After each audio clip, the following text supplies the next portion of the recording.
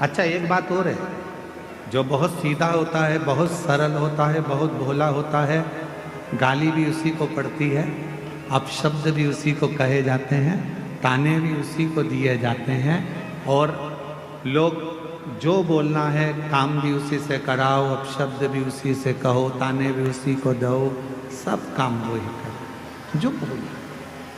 जो बोलने में बड़ा एक्सपर्ट होता है वो तुरंत पलट के जवाब दे देता है, हमसे फालतू बात करना मत ही, नहीं तो हमको देख लो। इसलिए आप लोगों से निवेदन है, भोले रहो भोले के सामने, पर कभी कभी मां जगत जननी का रूप भी तुम्हारे अंदर होना चाहिए। मां आद्य शक्ति की शक्ति तुम्हारे अंदर होना चाहिए। कभी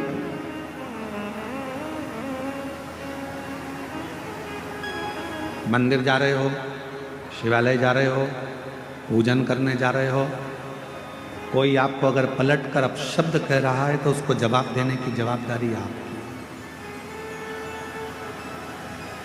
ठीक नहीं है।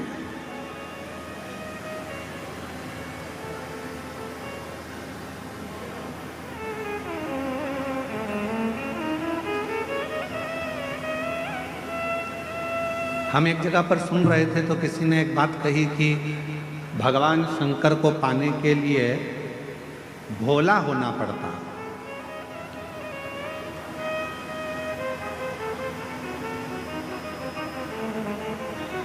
भगवान देवादिदेव महादेव को पाना है तो आपको बहुत भोला बनना पड़ेगा। हम किसी के सुन रहे थे तो उन्होंने कहा, पर हम कहते हैं, ये व्यासपीठ कह रही है, शिव महापुराण कथा वर्णन कर रही है, इतना भी भोला ना बनिएगा कि लोग आपको चूना लगाकर चले जाए। भोले बनाओ, हम मना नहीं करेंगे, पर इतना भोला ना बनिएगा कि लोग आपको चूना लगा दें।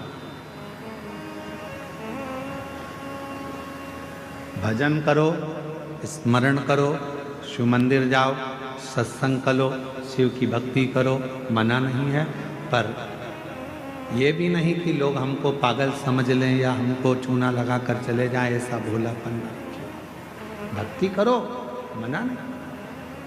और भजन में जो सुख है,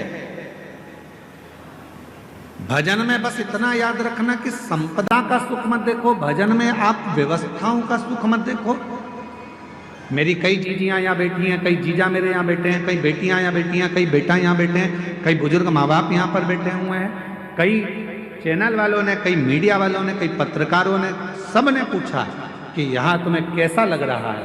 सबने एक ही बात कही, यहाँ जैसा तो हमें स्वर्ग कहीं नहीं मिला, जो हमने 7 दिन शिव पुराण में।